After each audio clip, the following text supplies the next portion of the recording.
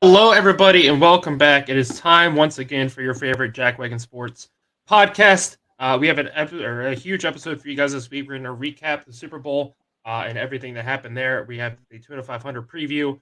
We're going to talk a lot about the Waste Management Open that happened this past week and the Genesis Invitational that'll be taking place this upcoming weekend. And the huge return of Tiger Woods. I'm so excited about it.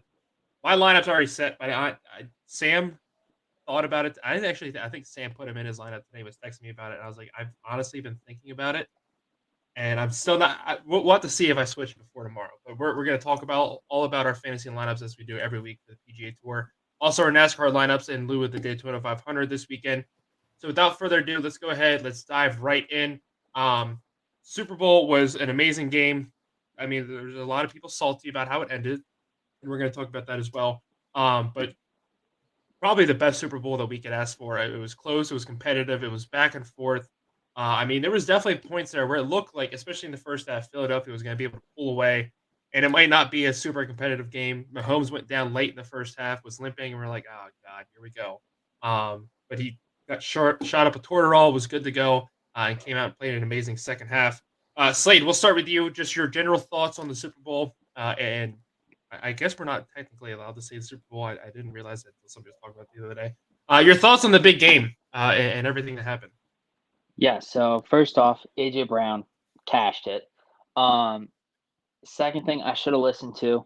Uh, I said that if 80% of the bets are on a team, that team loses. That's how it's been this playoffs. That's exactly what happened. I went against it, said I wasn't going to put money on one team specifically. I did that. I put on the Eagles. That Miles Sanders screwed me. I mean, the Eagles bet that I did place, I went with George's thought process at Eagles plus 4.5. And that obviously would have cashed. But the fact that Miles Sanders couldn't figure out which way he was supposed to be running, and it looked like he maybe needed to go to the blue tent, get checked out for some CTE because he just. I thought at first he got taken out of the game purposely for a fumble, and it was not the case. They were just putting him in there, and he should have just not even been out there because it wasn't even like he was a threat for Jalen Hurts. It wasn't even like it was like, oh, maybe I'll pass it over here to him just swinging out on the left. No, he just never even looked that way, just running up the center. So I mean, like George had said, I mean it was a great Super Bowl to watch, very close, very back and forth, but they need to do better with these injury reports because there's no way this dude has hurt his ankle 3 weeks in a row and is running on it like that, and then they show him underneath the tunnel in tennis shoes after the game trying to leave the tunnel, and he ain't limping at all. I don't care how much medicine you gave this dude. At that point, they're stopping the medicine so that he can go drink and celebrate with his teammates. And this guy isn't limping at all. So I mean, I don't. I think they need to change that because that definitely affected my betting perspective. What about you, Nick? Yeah, so I had a good game betting. I had the Jalen Hurts touchdown, Travis Kelce touchdown, and the Kansas City money line. Obviously, the first two, the anytime touchdowns, cashed like immediately. Um, so that was great to see. So then I proceeded to at the time where I realized, hey, both of those bets hit. Now all I need is Kansas City to win. Was the point where Philly was like 10 points ahead, and I was like, oh boy. So I'm sitting there. My mom had happened to ask me what I bet on, so I sent her a screenshot, and she's like, "Are you cashing it out?" I'm like, at this point, like I kind of want to, but I'm gonna see if Kansas City gets closer, see if I can get it a little higher, and then nothing that I'm subscribed to happened to have the game on it. So when everybody sat down from eating to actually watch the game, I was like, well, shit, I got to use my phone. So I didn't want to be that guy that turned the game off mid game to check FanDuel.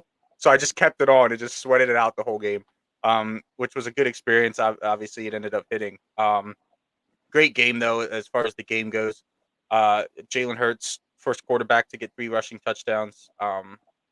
We've had our fair share of bad talk about Jalen Hurts on this podcast, especially early on in the season, and last season. But I think that he's really proved himself. And while he might not be the standards, typical stand in the pocket, throw the ball, um, which a lot of times is a lot of people's downfall. I think about RG3. I even look at Lamar Jackson. Lamar Jackson is a running back in the quarterback position. I will argue any day about that.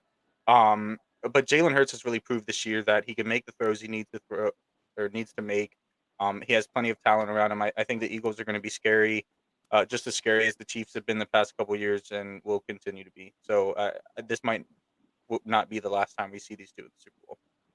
Yeah, no, definitely not. I mean, the Chiefs have proven again and again, uh, and I go back to what I said last week. Everybody else was pointing to the fact that they lost Tyreek Hill as a reason that they were going to be so down this year. Again, Tyreek Hill had speed, and that was literally all I feel like he brought to the table outside of being just a normal wide receiver. They were very easily able to replace him. Again, not the speed aspect, but they had a good wide receiver coming in, Juju. Valdez Smith stepped up and was a huge asset for them as well. So the offensive side of the ball, I didn't wasn't a huge concern for me. Again, my concern laid on the defensive side. In the first half, my concerns were being expressed. The Eagles were just picking them apart. They were able to run the ball, and then whenever they fit up to stop the run, they're sitting there, they're throwing it around the edges. So the Eagles had a great philosophy figured out on offense, and they did a great job. Um, but then the reason why the Kansas City Chiefs won the second half, in my opinion, is just the head coaching and the experience. We saw why Andy Reid is such a veteran and so revered as a head coach across the NFL. He was able to go in the halftime and say, "Okay, this is what we're fixing, and this is what we're going to do in the second half." It's obviously anytime you go into the locker room with a halftime lead, especially in a big game like this, it's difficult to be like, "Okay, what are they gonna do differently? Here's what we're stopping them on, but I don't wanna change what I'm doing." And, I don't envy the situation the Eagles head coach was in, Sirianni, and he did the best he could. He kept his guys in it. I feel like he was losing his composure a little bit here and there on the sidelines. You saw Jalen Hurts go up to him multiple times, like, "Hey, we're fine." It's not the greatest of signs when you see your players trying to keep your coaches calm. It's supposed to be vice versa. The coaches, "All right, listen, things aren't going our way. We're fine. We're gonna correct it here." And to me, that just speaks to the experience between Sirianni and Andy Reid, and that's what ended up proving to be the difference. And so, again, no hate to Sirianni. This was what his second year being a head coach in the NFL. They have a very young team. A lot of people said that if they didn't win the Super Bowl this year, there was going to have to be drastic changes next year. I don't think so. Like this is a great team they have built around. Jalen Hurts A lot really, of young talent too. yeah. I think this is going to be the best team, one of the best teams in the NFL for years to come. This is not going to be the last time we see a huge matchup between the Eagles and Chiefs, even if it's not in the Super Bowl. I think both teams absolutely have the talent and the roster and the coaching staff, even if Andy Reid decides to retire, uh, to be back here and continue to perform at such a high level. Real quick, do you still feel that the Eagles are a front contender based on what you're saying for next year, knowing that they lost both their offensive and defensive coordinator in the last 2 days? I would be. I 100% think they are. Just because unless you hire somebody just absolutely brain dead, and we've seen some teams do that, I think they'll be more than fine. Just because, again, the raw talent they have on the offensive side of the ball, and they've seen so much of this season what works well, and how do we get these guys to work effectively together. At the end of the day, they have AJ Brown and they have I can't think of the other wide receiver's name. Devontae Smith. Devontae Smith. Devontae Smith, and they have Jalen Hurts. I think they could use an improvement at the running game. I don't like the fact that it's a three-headed rotational back. I would like to see two at best, but you definitely need like one marquee back to kind of set the pace. And hey, let's have a really good guy to go in there and be able to give him some spells and still be able to continue to carry the workload. Um, and so that's my only really concern for them, and maybe that's what the new offensive coordinator brings in is a heavier focus on that run game. We know how good the passing game can be, especially like I said with those guys on the outside. So my I don't really have a huge concern for it again, unless they go out and they hire a third grader. I think So that while I have a I'll lot of still pick respect them. for their defensive coordinator, I think that they could actually take a step up from where they were. I know they were one of the best defenses in the league this year, but I think that there's players that could have been used, not necessarily differently, but additionally, in other ways, like we see, for example, Michael Parsons on the Cowboys, he lines up all over the place. I think there's a couple players you could move around that defense to give a couple different looks. Maybe put one guy on a line, maybe moving back a linebacker or something. So I think that there is room for improvement on the defensive side when it comes to the coordinator position, which is absolutely huge to say because again, I thought that he did a very good job, and obviously the Philadelphia defense was Before we move on, I'm just kind of take it. sorry. I'm just kind of scared with their offensive line being very old compared to the general age for the NFL. I personally feel like they're including this year, they were on a 3-year kind of timetable to get to Mhm. the Super Bowl and get that win. And so I'm kind of worried with them losing both the offensive and defensive coordinators same season. I mean, this happens every year. The two teams that make it to the Super Bowl, usually at least one of those four coordinators in the Super Bowl game is a head coach for a team the next season. So I mean, it's normal, like you had said, George, but you had also mentioned that people have had a very hard time at hiring the right people recently. It seems like so.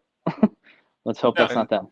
yeah, absolutely. And just back to what you said real quick about the offensive line. I mean, that is definitely a huge concern.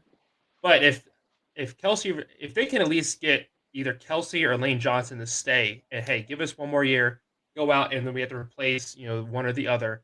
I feel like if those guys can help give the Eagles a little bit more time to, okay, let's get some other guys in here, train your replacements basically, or let's say, hey, you know, Kelsey, play one more year for us, like help us out, and we can sit here, we can talk about, we can replace either like I said, like a Lane Johnson or somebody else on the offensive line and help slowly piece that line back together. I feel like Lane is probably the one that scares me the most just because of how good he is.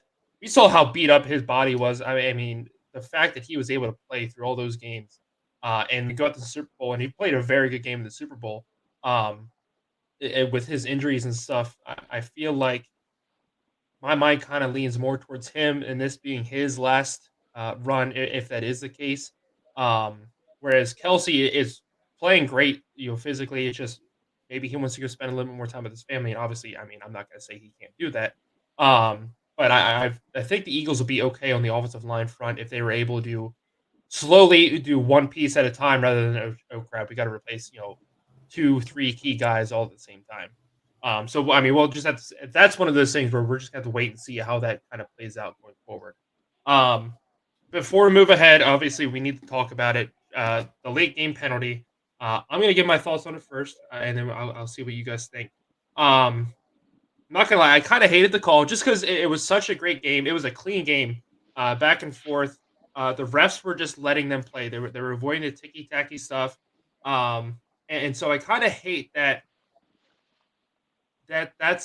what decided the game, I guess is what I'm trying to say. Was it a penalty? Yeah. I mean, it was defensive holding by the letter of the law.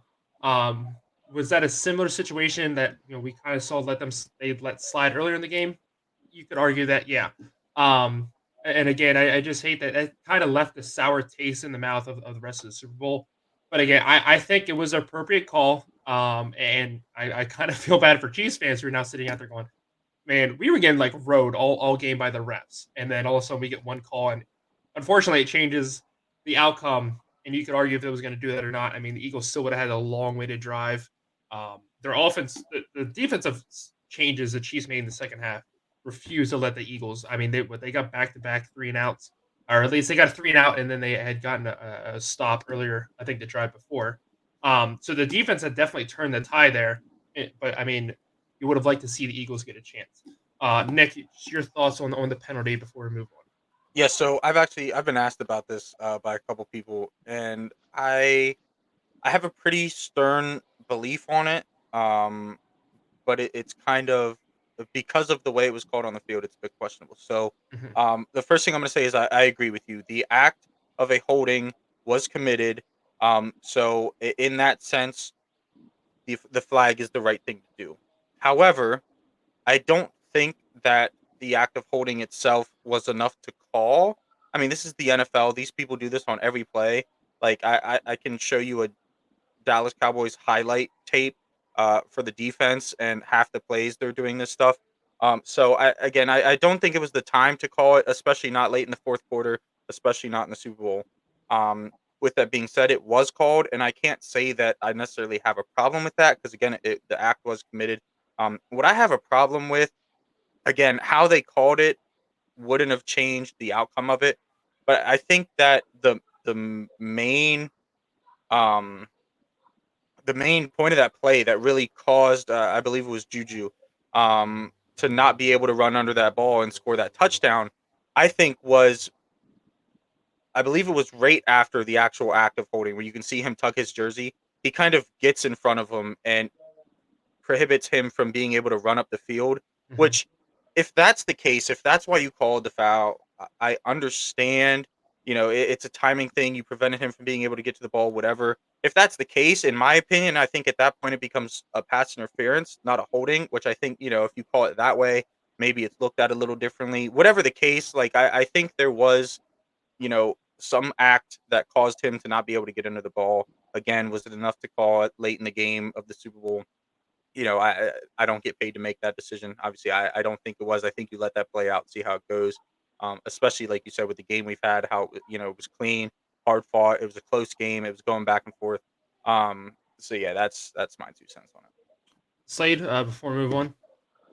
Yeah, I mean, just real quick, I think just exactly like you said, George. It's just a sour way to end the game. 2 weeks in a row, we saw, or not 2 weeks in a row, but two of the previous games. I mean, you saw the uh, the Bengals player end the game for the Bengals there with the push on Mahomes out of bounds. It's just a bad way to end a great game, and both games were great up until that last point. For the Super Bowl, I mean, with as not really flagrant as that holding was, it obviously was the case, but I think you also have to take into account where the game is at, what we're looking at here. Chiefs are already in field goal position. I mean, Bucker's, while he did miss a field goal earlier in the game, he's one of the best field goal kickers. He's in that like second tier of great field goal kickers. I mean, the only person that's in the top tier is Justin Tucker. So, um, it's normal for these guys to miss or whatever, but I mean, they don't call that. The Chiefs run the play. It's an incomplete pass. They end up kicking a field goal. There's like a minute and 20 seconds left on the clock. Jalen Hurts has only been able to get the offense moving with a run pass option designed for him. And he can't run the ball now because they have no timeouts. Mhm. So, I mean, the game is going to end the same exact way. The Chiefs win. It ends in a great fashion where the Eagles got the chance to go down and score. They don't do it. And then after the game, you hear people say, well, hey, they did miss this holding call, whatever. But I think that would have been the best way for the game to end. Obviously, that's hindsight. They have to call the penalty where they see them. So that's what it got us here. Absolutely. All right. So that wraps up our NFL talk. I mean, we'll be back for the draft, obviously. But it's time to move on from one Super Bowl to another. We have the Daytona 500 this weekend, the first actual race of the NASCAR season, not some bullshit quarter mile, let's wreck each other. Now we go to a 2 mile, let's wreck each other and make sure nobody finishes the race in one piece. But regardless, it's one of my favorite races of the year to watch. I know it's your guys' too. It's the start of a new season. There's so much hope, so much. I don't know. I'm sitting here trying to make it sound fun, and it's 2 hours watching cars It's turn the left and try granddaddy not to of them die. all. Any the Super Bowl, whatever you could say for any other sporting event that it's their master biggest one of the season. That's the Daytona 500. They don't do it at the end of the season like everyone else's. It's the very start of the season, Starts it first out. race. Yeah. All right. Well, let's get into it. Obviously, last year we had Austin Cindric win, shoved Ryan Blaney into the wall off turn four. Caused a little bit of controversy there. Um, just your overall feeling and your thoughts of not just the Daytona 500, but the NASCAR season as a whole as we get ready to get into it, Slade. Yeah, I mean, we kind of had talked about right before this in who's going to really compete this weekend. It's a lot of manufacturer based when it comes to these big tracks. I'm going to be on a Chevy kick just based on this last weekend and how they were able to kind of drive through the field, each and every one of them. Mm-hmm. So I think that the Chevy teams are really going to dominate this year. And so I look for Richard Childress Racing to really step up from where they've been at these previous years. Obviously, when you put someone who's the most winningest NASCAR driver um, in one of your seats collectively across all of their series. George, I saw you look up, like Richard Petty probably won some more races. But yeah, I mean, as soon as you put someone like that in the race car, obviously they're going to do better. I'm picking. I mean, this is ahead of the picks or whatever, but I'm putting Jimmy Johnson in my lineup for this weekend. I think that he's going to come out and he's going to show that just because he hasn't been driving a stock car doesn't mean that he's stopped being great at getting into these stock cars and being able to drive. What about you, Nick? We'll let you go. Just your Yeah. thoughts on the race and the NASCAR season. As far as the race goes this season, I think whoever's front bumper crosses the finish line first is going to win. Well, Yeah, I thought it was a great call. unless they have an illegal car. That is true. That is true. Yeah. They'll at least take the check. Right. But anyway, I think that we like Slade said, we talked about it a little before the show. I mean, we talk about every year, especially Daytona stuff like that. There's going to be wrecks. So it's really going to depend on who happens to keep all four wheels on the ground for all 500 laps. He's really going through the dummies 200. 101 for NASCAR. Yeah. Well, I'm just saying It's 200 laps, 500 miles.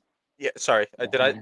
Until they hit the overtime, and then it's what 200 or 530 miles and something like that. That's 250 my fault. I laps. did say laps. Miles. But no, I said that because again, there's going to be a lot of wrecks. So it could be like we've talked about before, anybody's race. As far as the season goes, I personally am really excited for the season. I started getting into NASCAR, more last year. We all did.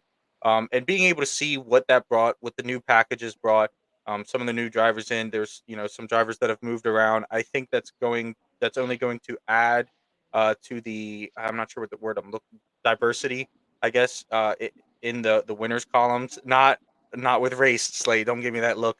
Just diversity and different drivers as a whole, different companies, manufacturers, all that stuff. So I think it's going to be an entertaining season. I'm going to take a bold pick here and say that we have more drivers win a race than we have playoff spots this year. Okay, I think Yeah, that's because we were only we would have been bold. 2 away last season from that. One. We right? were 1 away. Yeah. One. Well, 1 away from filling it. Yeah, Ryan Blaney was the only one that. Yeah. That's or bold. no. That's a bold call. Yeah. So before I give my thoughts, you kind of brought up an interesting point with the diversity. Do we think we're gonna have 4 races in NASCAR before we have a 4th manufacturer, or vice versa? Are we gonna have 4 manufacturers before we have a 4th race? Or ethnicity? I really shouldn't say race, but ethnicity. I was gonna say there's 32 races. When he said it the second time, I was like, maybe I don't know what he's talking about. Yeah. Sorry. Oh, that's so 4 manufacturers before 4 ethnicities. I'm gonna take that. I'm gonna say yeah. I'm gonna say we get 4 different manufacturers to win before we get 4 different ethnicities. I'm saying 4 ethnicities before manufacturers. I think NASCAR, the equipment is so expensive. Just getting a charter is expensive enough, and at that point, you just pick which manufacturer you want to drive. Mm-hmm. They have the Drive for Diversity program, and they've been pushing people through that like it's nonstop. So I think that we see someone come up from the K&N series or something like that a lot faster than we see Dodge or someone get in there. Yeah, I'm going to agree with Slade. I'm going to go with this ethnicity. But just my thoughts on the race this weekend. I'm very excited for it. I mean, Fox's broadcasting was a little bit better at the Class. I mean, hopefully it continues to get better. They definitely had their issues last year. But anytime Mike Joy's talking on the television, it makes it easier to watch for me anyway. And so just in regards to that, I think it's going to make watching the race a little bit more exciting. I mean, there's a lot of interesting storylines coming into the season. You got Kyle Busch going to a Chevy and a different team. You got the guy stepping into his shoes that nobody likes. I mean, who would have thought there was a guy in NASCAR somebody hated more than Kyle Busch? I mean, I don't hate him more than Austin Dillon. I mean, you have his own storyline of who's going to put him into the wall this weekend because nobody likes him as well. But I think it's going to be a lot of fun watching these storylines. You have Harvick in his last ride, Truex, and most likely his last ride as well. He hasn't announced it or anything, but it's going to be a lot of fun watching the storylines, not just in this race, but throughout the season. Like I said, let's go ahead. Let's talk about our fantasy picks for this week. This is NASCAR Fantasy, so you get 5 starters, a 6 garage, kind of like how we modeled our golf after this, essentially. And so. Slade, you won the championship last year. We'll let you go ahead and you go first this week. Yeah, so I mean, like I said, I'm going to go heavy on the Chevys this week. I think that it's an all or nothing weekend that you can really run up the score the first week, or you could Sounds like my just start secret in the poem. hole. Yeah, you can just start in the hole. I was I'm gonna gonna say heavy start in a with Chevy, but yeah. I'm starting with Kyle Busch. I think that the way he was able to drive through the field last weekend, he was able to do it like nobody else in a new car, with a lot of adversity through the off season of sponsorship and just everything else. I'm also picking his teammate Austin Dillon because they're gonna be working together the entire race. I know that you don't like that, but they're going to be working together. They're forced to. Same manufacturer, same team. Uh, or Alex Bowman. He's been sneaky in the top 5, doing really good this past season, and then he ran pretty well this last weekend or 2 weekends ago or whatever at the Clash. I'm going with Ricky Stenhouse because he's going to be the last man standing after he wrecks the field, and then AJ Allmendinger because he can just he's almost like Boris said when they would just bring him in for the road course races. AJ Allmendinger, anytime he steps foot in the Cup Series, he's a contender. yeah, he's full time this year, so it's gonna be Right. interesting watching him. He's really Oh, sorry, my I garage is Jimmy Johnson, like I'd already said. oh okay yeah that's right. But no I back to AJ Allmendinger before I get into my picks here real quick. It'll be interesting to see. We saw him really able to compete at times when he was in the Cup Series the first time with Penske before he got kicked out with the drug charges and stuff. And then he went to I believe Richard Petty. And it was still somehow able to compete there. Or was it? Sorry, I think it was JTG. Mm-hmm. Um, Daughtry, yeah. yeah, but still, I mean, able to compete. I'm excited to see what he can do in full time. I mean, obviously he won at Indy 2 years ago in the Caldy car, but now he's full time. I think he's going to be a contender for the full season. I'm excited to see him, really show how good of a race car driver he is. I think some people really forget that he's been down in Xfinity for like how many years now, just dominating it, and nobody really talks about it. So for my picks, first up, I also inadvertently, we talked about this before about kind of splitting, like the manufacturers doing like 2 and 2. I made my picks and didn't even think about that, and I have a pretty even split here. First pick, I'm going to go with Ryan Blaney. He always seems to run really well here. He just had some bad luck. He got beat to the line by Denny Hamlin a couple years ago when Ryan Newman went up into the wall. Got punted into the wall by his teammate last year coming to the finish. I think he's a little sick and tired of the treatment, and he's not gonna bow down to anybody. I think if they're coming off 4 and he's in that pusher position, he's putting somebody in the wall before he lets himself get run up again. I think he's willing to win at any cost to get the Daytona 500 checked off his list and to bounce back from having a winless season last year. My next pick, Denny Hamlin, 3-time winner of the Daytona 500. He wants to prove that he's still able to contend. There's already murmurs going around, especially with, I guess he not necessarily a contract dispute, but he's in the last guaranteed year of his contract with Joe Gibbs Racing. There's talk of FedEx possibly leaving and so on and so forth. So he wants to definitely prove that he still has it. He's going to go out on his own terms. I don't think he's retiring this year, but again, there's murmurs going around. Next up, I picked my boy Kevin Harvick. Won the 2007 race here. He's starting, like we mentioned earlier, his final season of full time Cup Series racing. I think he wants to start it off on the right foot and have a huge cherry on top to end his career. Obviously, he wants a championship and he wants a second title, but I think he would love a second Daytona 500 just as much. Next up, Kyle Busch. A lot of the same reasons that you picked Slade. He just looked so good last week. He wants to get this race knocked off his bucket list of races to win. He's the 2-time champion. He's won at every other track. He's won at Daytona in the July race, but never the Daytona 500. He wants to get that done. Next up, Bubba Wallace. He always runs well at super speedways. He has 4 top fives at Daytona alone. Uh, um, and again, another one of those guys where he either wrecks or he finds himself in a situation where he can really have a good finish at the end of the Daytona 500. And in my garage is Ricky Stenhouse. He runs really well in super speedways, or he wrecks everybody, including himself. And so he's my garage right now. Nick, your picks. Yeah, so I'm not gonna lie to you. I went outside like the top like 10 starters, or at least looked at like some of the favorites and was like, I'm not picking any of them, because it's the first week. I don't want to waste a pick on them. I ran out of some picks late last season and couldn't make a charge. But I did pick some that have a chance here. So up first, I have Denny Hamlin. Like George said, time winner here. Second, I have Kevin Harvick, won in, you said 2017. I'm not good with the dates. 2007. 2007. 2007. Okay, so he's old. That makes sense. Up next, I have Eric Jones. To be honest, I like his odds. He averages 24 points last season, and I felt like he was a good pick to use on the first week. All this is based off of the idea that there's going to be a huge wreck, and everybody that I didn't pick is not going to make it to the end of the race. Um, my fourth pick, I have Daniel Suarez. Had a strong season last year. We talked about him a lot. I think he comes out hot. And then my last pick is Martin Truex Jr. I picked him because, like we talked about during the show, a little bit of diversity in the manufacturers. So I threw him in there, and then I did end up throwing another Toyota into my garage. I picked Christopher Bell again, somebody we talked about a lot last season. Showed a lot of promise. I think he is going to look to get a great start to this season and hope to find himself in the same position he found himself in last year. Um,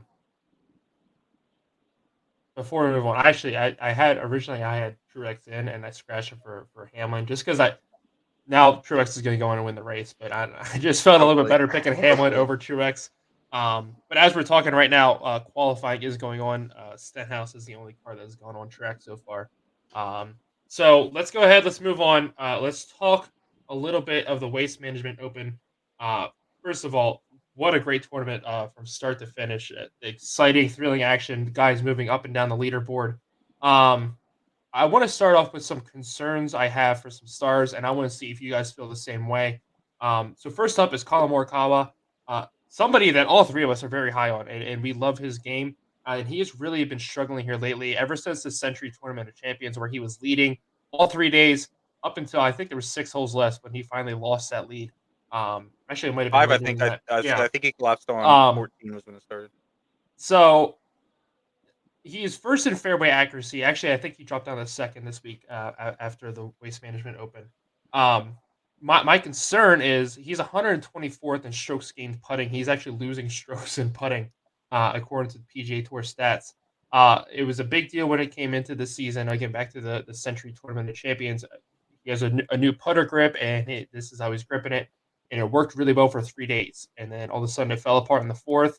And he's really struggled ever since. I mean, I watched him um, early Saturday morning when he was trying to make that cut, fighting, and he had easy putts in front of him. I say easy from a television point of view. Obviously, all three of us stood over top of the golf ball and shanked it 50 feet to the right. Um, but I feel like for a PGA Tour pro, which should be an easy putt within 5 feet, those are almost gimmies. And he was lipping a lot of them out. Are you guys concerned for his game? Do you think there's still time to get it back on track? To me, it almost kind of seems like it's a mental thing right now. Ever since he blew that lead and Rom beat him, he has really struggled to kind of post consecutive, consistent good scores. He'll go out there, he'll shoot a 68 one round and go out and shoot a 74. So are you guys concerned for him? Is he just finding his groove, or what are your thoughts on Morikawa? Nick, you were very high on him. You talked him up. You said he was going to have 3 wins. Actually, no, you said he was going to win more than that this Well, I year. said four. Yeah. Back when he was leading the Century Tournament of Champions, is this your fault? But I'll let you go first. Well, first of all, it probably is my fault. We know that I don't talk about shit unless I want it to absolutely collapse. Um, so almost made a joke there. Uh, but if you're me and you talked the talk that you talked when he was leading the Century, yeah, you're a little concerned, to say the very least. From a outside of my personal belief perspective, I'm not. Maybe slightly. I don't know if concern's the right word, but more cautious. I guess would be a decent word. Um, we've seen what the new grip can do at the Century. I 100% agree with you. I think it's a mental thing. I kind of thought that at first because when they asked him about that putter in the Century tournament, you could hear it in his voice. Hey, I got this new grip. It's working great for me. I feel great when I'm doing it. And then the interviews that you've heard, since after the collapse and any tournament since then, he doesn't have that same confidence in his voice. And the one interview, I don't remember if it was in between weeks or if it was at the Waste Management Open, or I remember seeing an interview with him, and somebody had asked him about his confidence, and he said it might have even been on TikTok, to be honest with you, wherever I've seen it somewhere. But they asked him about his confidence, and he said, "Sometimes I just need to look in the mirror and say, hey, you're a two-time major winner." Which I think speaks a lot about not only how he feels in that moment, but also how he can feel. And I think that to me, when I heard that interview and the way that he said it, I think that now is that time that he needs to look in the mirror and say that to himself.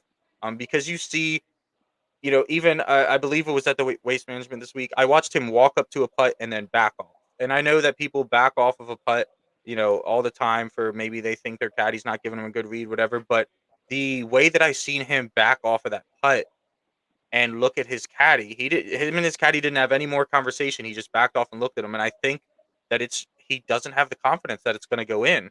And when you think about Cam Smith back at the Open, I could probably think of a couple of them if I sat here for long enough.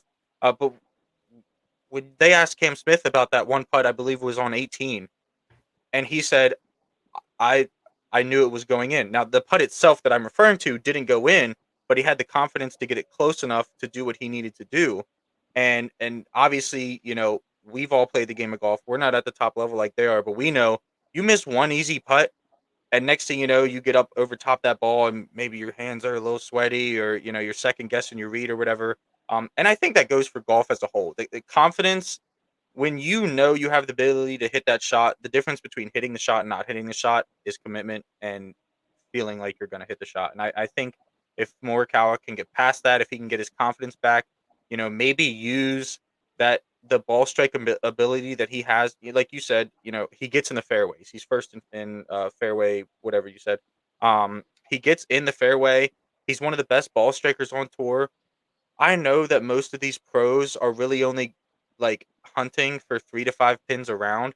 I think if you're Morikawa, you might have to bump that up to the 5 to 8 range. You might have to get yourself closer to that pin, knock down some of those 3, 4 foot putts, get that confidence up, and really bring your game together and get back to the level that he wants to play at.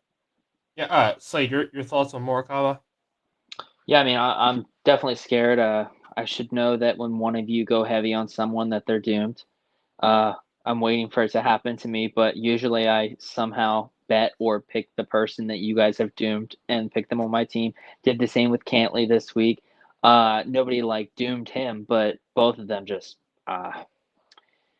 underperformed like it was their job this weekend. Mhm. Like they would get a birdie and then they'd bogey the next hole. It's just one step forward, two steps back every single time. And it was just really rough to watch.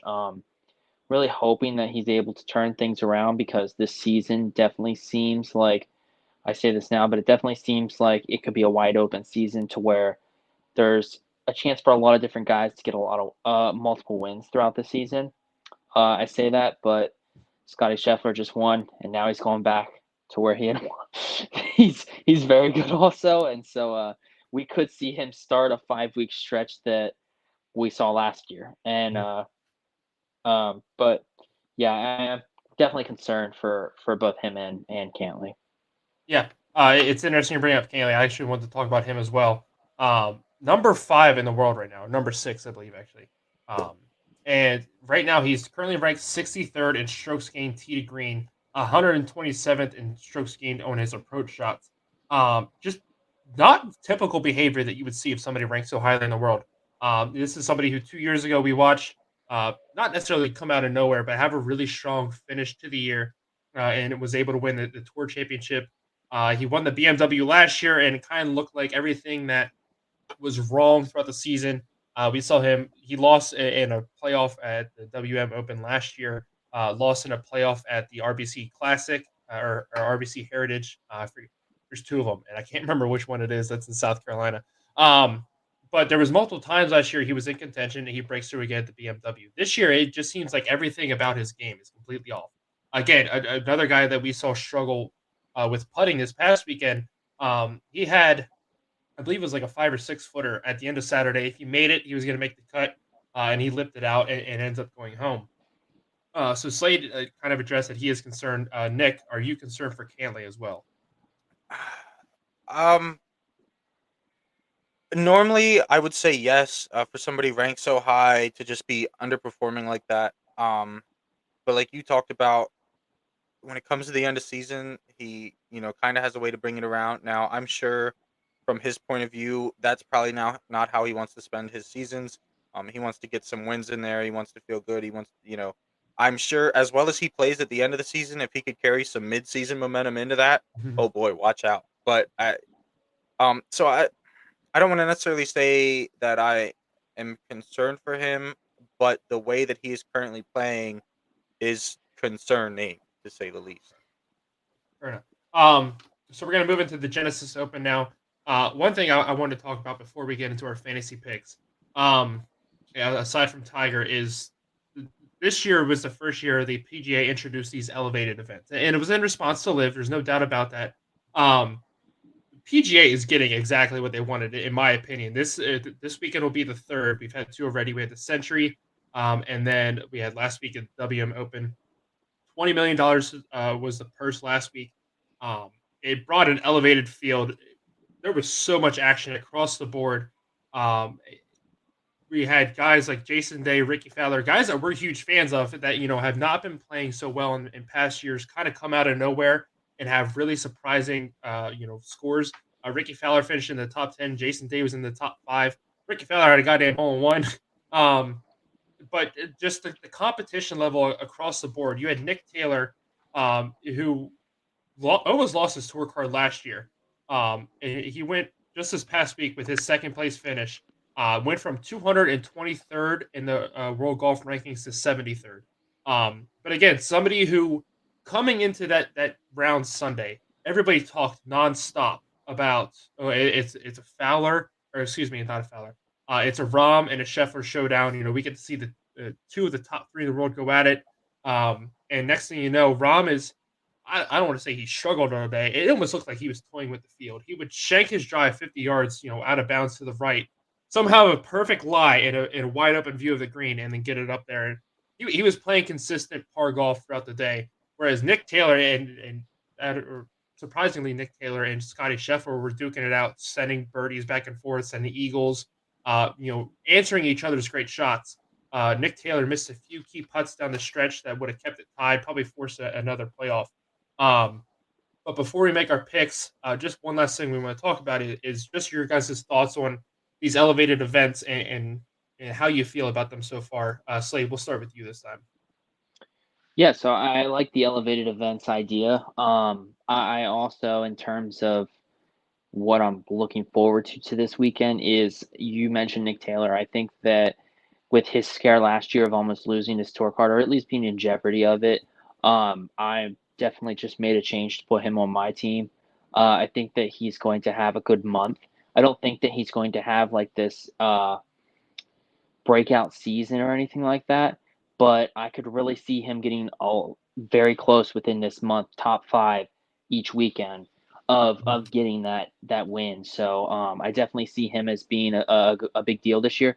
Jason Day, I mean, dude's been on the tour for a long time, and this season he's balled out. He's been in the Yeah, top 20 for every tournament he's listed it. yeah. So it's definitely someone that I'm looking forward to. Yeah. So what about you? Well, sorry, Nick. Before I let you go, I just put my last thought about the elevated events is it, everybody kind of looked at it as, oh, it's going to bring these huge names like Scheffler, like Rahm, like McIlroy into a lot more of these tournaments. Whereas it might be places that they skip, not necessarily the Genesis or the Waste Management, but some other more tournaments that we have farther down the line. But then you have these guys like Nick Taylor come out and play. Adam Hadwin is another one, who kind of stumbled late Saturday and then really throughout the day Sunday. But I think it just goes to show how deep the PGA, and I said this coming in, I feel like this is a wide open year. You kind of alluded to it earlier, Slade. Um, but I really feel like we're going to see a lot of different winners this year. We're going to see a lot of guys like Nick Taylor come out of nowhere and be competing with somebody like Scotty Scheffler on a Sunday. You're jinxing my guy. I hope so. Putting a But freaking curse on him. I'm very excited for the PGA Tour as a whole. And again, I think this is a super deep year, and it's going to be a lot of fun watching these competitions go back and forth. But now, Nick, I'll let you talk. Yeah, I'm really here for the elevated events. Like we've seen at the Waste Management, I'd say probably half of the top 20, not necessarily guys that finish top 20, but top 20 like players. Half of them I feel like wouldn't have shown up normally. Like you look back to last year, some of those names were missing off the leaderboard. Um, could be because they just missed cuts too, but some of them weren't there. But this is really going to bring not only the top stars together more throughout the season, but it's also going to give a chance to the Nick Taylors, the Jason Day, which I know Jason Day has been at the top. Um, but I think that it's going to give these players the ability to not only show like they're not going to have to go out and win the John Deere Classic and hope that somebody respects them. They're going to go out and place second in the Waste Management Open only to Scotty Scheffler, who was having an absolutely typical Scotty Scheffler day. So that's kind of what I'm most excited to see. Obviously, we're all happy that there's these big stars are going to be in more of these tournaments than they would have been, say, last year or the year before. But to see how the younger stars, the ones who aren't necessarily respected as the top players yet, how they respond and how they play up against these elevated rosters. Absolutely. All right. So without further ado, let's go ahead. Let's dive into our fantasy picks for this week at the Genesis Invitational. After the Waste Management Open, Nick has a 10-point lead over me. All three of us had Scotty Scheffler picked. Slade actually came in second place this week, so he closed that gap to us as well. And I have 103 points. So with me finishing last this past week, I'll go ahead. I'll go first. So first up, I got Tony Finau. He's made 5 out of 6 cuts. He has 1 win so far in this FedEx Cup season. He lost in a playoff here in 2021 to Max Homa, actually. I believe it was Max Homa's first career win. So he plays really well here. I think he's going to. He hasn't been consistent here lately. Obviously, like we said, he had that win earlier at the Houston event it was last fall. It still counts as this year. I'm very excited for the calendar season to come back next year. um, but I think he's starting to show glimmers of why he is so good. If he can just start to be consistent with it, put together 4 solid rounds, I think we can definitely see him at the top of the leaderboard for a full weekend. Next up, I took Xander Schauffele. 5 out of 5 on cuts made this year. He finished T13 here last year. Next up, I took Jordan Spieth. 4 out of 5 cuts this year. Just think he's playing really well right now. We saw him kind of in contention going into Sunday this past weekend. He made a couple good shots early, and then just couldn't continue to string rounds together. He turned into one of those guys where he made a birdie, turned around and made a bogey. I brought up Ricky Fowler earlier. He had that hole in one, and then he bogeyed the next 2 holes, so it just wiped it out. But next pick, I'm going to go with Justin Thomas. 4 out of 4 on cuts made. He has 2 top 5s. He finished 6th here last year. Adam Scott, 2 out of 2 on cuts made. He is the all-time earnings leader at the Genesis Invitational, and he won here in 2020 and finished T4 last season. And my last pick is Tyrrell Hatton, 3 out of 3 on cuts made. Another one of those surprising names we saw last week up at the top of the leaderboard, finished T6 last week. Slade, let's go ahead and see your picks. Yeah, so I started out with John Rahm. I hadn't picked him yet, and so I figured why not pick the top 3 players in the world to start this week. I got to catch up at some point somehow, and so I'm hoping that this is a week that I can maybe gather a few points. I also went with Max Homa and Scotty Scheffler to round out the other 3 in that top 3 in the world. Tony Finau as well. I think he's been playing some really great golf. I expect him to, at least try and get into the top 20, definitely make the cut, and that'll definitely help me out at least. The last 2, I went back to Justin Rose because Nick just went ahead and put Taylor in his lineup too, and George and Nick both just hexed him and Jason Day. So I had to go with my third pick, Justin Rose. I'm back to him and Adam Scott, hoping that their experience at this course is able to get them into the weekend and at least get me a point or 2 there. Yeah. Before we go to Nick, because I have to be right and I have to correct you on everything. Max Homa is actually 15th in the world, but he's second in FedEx standings. Okay, I'm going off FedEx Cup standings then. I guess I don't know what I'm doing. Yeah. I think actually I went off power rankings. Not even any sort of Nick, statistic. Yeah. Slate The or number Nick, 3 let's in go my ahead heart. and get your picks. Yeah. All right. So up first, I have Victor Hovland. Hold on. I just closed my notes. That's always great. It's right in front of you on the screen. Well, I know that, but I'm trying to my Oh. whys. Yeah, because we didn't talk about Hovland yet. If I would have said like Phenom, I'd be like, yeah, George already told you.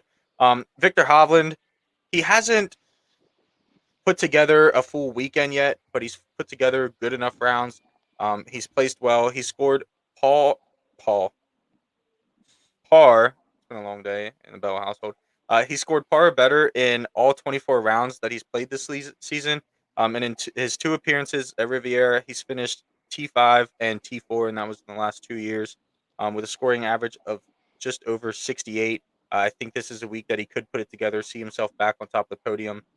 Adam Scott, I believe George did talk about Scott a little bit. Mhm. Don't have to do that. Finau, like George said, have been playing great golf. Played great golf here last year. I think that if he can put together consistency, I think he puts himself in the conversation up there with like the John Rahm. He doesn't have a whole lot of weaknesses in this game. His biggest weakness is that consistency and being able to play that well through all 4 days of a tournament. Patrick Cantlay, uh, he's a great golfer. He's been playing great golf. I threw him in here because I was trying not to pick a second pick this week, and I really wanted to, so I had to put Cantlay in here to kind of ease that off my mind. Seamus Power, another person who's been playing very well this season, this official season, not the calendar year. Well, I mean both technically count, but you know what I mean. And he was up there at the top of the FedEx Cup there for a while, which just goes to show how well he's been playing. And then this says Taylor Moore because I just switched this on George while we were sitting here talking about it, but I did end up putting Nick Taylor into my garage pick. Um, Either one of them, Taylor Moore, I put in there because I seen him on an underdog pick, and I like the reasons that they put him on there. But I decided to go with Nick Taylor because of the golf that he's playing, especially last weekend, and I think he can carry that over this week and possibly see me at the very least a top 30. Um, I I think we talked about this earlier. I'm not sure if we were recording or if this is before we went live. But I'm seriously considering putting Tiger Woods into my alternate spot. Just because Yeah. Just in Tyrrell Hatton case. was kind of just like a name I threw out there, and I was Yeah. like, yeah, I mean, like he You played well did it last year. last year though, Yeah. and it was a waste of a pick for you. No, it's He did it not. for the Literally. Masters. I did it for the Masters, the PGA Championship, and the Open. The only The time one he missed the cut was the Open. Every other time I he was made the gonna cut. say, So the one that you had picked him, he made the cut and then withdrew. Yeah, I think that was the Masters, wasn't it? no, it was the PGA Championship. He Yeah, withdrew. yeah. Okay. Like he made the cut, and then like after 3 holes on Saturday, he's like, "Yeah, I'm done." I was like, "Hey, Yeah. you got me a point. I don't care." Yeah, Sorry, because he buddy. got in the group chat. He You was can like, "Yeah, rest. you got me a point. That's all I was asking for." Yeah, that's all I could ask for. But I don't. I'll think about it. We'll see what happens here. But Who on your list are you thinking of taking out to put him in? Hatton's the Okay. one I was most unsure to put in, and so that means that he was not going to go on the win this weekend. Yeah, yeah. Book it. But before we end the show, just your guys' thoughts on Tiger's return and how excited you are to have him back this weekend. Nick, we'll let you go first. Okay, yeah. So we talked about it a little in the group chat. As someone who didn't get to witness the elite of Tiger, the peak of Tiger, the when someone says Tiger Woods and talking about golf and not wives, the Tiger Woods that you think of. And I while I hope and I pray that at some point, I'm glad George finally caught on to that. That at some I point caught it right away. I get to witness that live. Be able to see him, chip some ridiculous shot 20 feet from the hole and it rolls in exactly like it's supposed to. I hope I get to witness that live. We seen last year, in the tournaments that he did play in, some of that Tiger. He hit some very good shots and he was playing, but we also seen a lot of bad Tiger, especially maybe the end of day two, getting into day three, whether it was his back hurting or just cardio, whatever the situation might have been. So I'm really hoping that we get to see some flash of that. I've been hearing a lot about the practice rounds he's been playing and stuff, and supposedly they look good. I'm not going to get too hype over it yet, but whether it's elite Tiger, peak Tiger, or my back hurts Tiger, it's never a bad thing to see Tiger Woods on a golf course. So I'm excited for it. Slade, your thoughts on Tigers coming back? Definitely excited to watch him. I think that this is he made the comment, sort of like LeBron James, that he would love to be able to play a tournament with his son. I think this is kind of a buying time situation. I don't know if anyone is going to agree with that, but there's been the big thing with the battle between PGA and Live. They made all of these changes, the elevated tournaments, like you had mentioned. I think Tiger is the biggest billboard that the PGA can use to draw eyeballs. And so I think that Tiger is going to play a couple of tournaments this year, and it's mainly going to consist of driving up the viewership. He's going to be out there flirting two over the cut line. He'll make it to the weekend, and then you'll just see it's kind of like a victory walk for 2 days. And I know that he had said that he's coming to compete because yes, he does feel like he can win, but I also think that that's just the way that he was brought up, the way he was taught. Anything he does, he thinks he can win. He's going to try and win. I just don't think that with the way people like Scotty Scheffler, Jordan Spieth, Justin Thomas, all of these guys that grew up watching him and playing against him for the last 5 to 7 years now, I don't think that he's at the same level to compete with them. And so I think that it's more or less, can Tiger make the cut is the bets that I'll be looking towards. Yeah. But like I said earlier, I'm just very excited to have him back. Anytime he plays, even if he's not in the best condition, it's must watch TV for me anyway. There's a lot of really great groupings this weekend. I believe he's with Spieth. I forget the other guy he's playing with. I But thought he's regardless, with JT and Rory, that's what it was. It was JT and Rory. But which all three are best friends, by the way. So yeah. that's pretty. But I mean, just across the board, this weekend, Thursday and Friday, there's just gonna be a lot of really fun groups to watch. I'm very grateful for ESPN Plus for putting featured groups on their channel. But again, it just must watch TV for me. I really look forward to watching him play. It's gonna be a lot of fun. And I wasn't high on putting him on my list until he came out yesterday and said, "You know what? I wouldn't come back if I didn't think I could win." I was like, "You know what, Tiger, you got me. I wasn't going to buy in this year." I'm pretty And sure he that's the said same that- line that got him in your Masters lineup, but you know Pretty what? much. I'm just like, he said it like, "All right, I believe He you." gets I'll asked take the your question word. every tournament he enters. Yeah. Like if I was his wife, he would have cheated on me 30 times just because I'm not cheating. You know what? I believe you, Tiger. You're believe good. you, Go ahead, Tiger. buddy. You're good. Well, that's what happened. Poor Tiger and his Uh, wife tonight. Jeez. But that will do George for our just show this week. described an actual situation that happened. Oh my! But that'll do it for our show this week. We're gonna wrap it up. As always, don't forget, go to w.gg, use code JackWagon for 10% off. Yeah, get a shirt like Slay did, or just get some awesome energy drinks. We love it. I drink one every day now. Actually, it's replaced my coffee. My coffee. Yeah. Look at that. Okay, maybe that's not gonna want people join us if they know what we drink. I just used it to beat my 9-year-old at football in the yard. Yeah, you did. Needed it too. Needed it. Yeah, he did. As always, don't forget to check us out on YouTube, TikTok, everywhere, and come back for next week's episode as well. We look forward to seeing you guys there. Have a great rest of your week.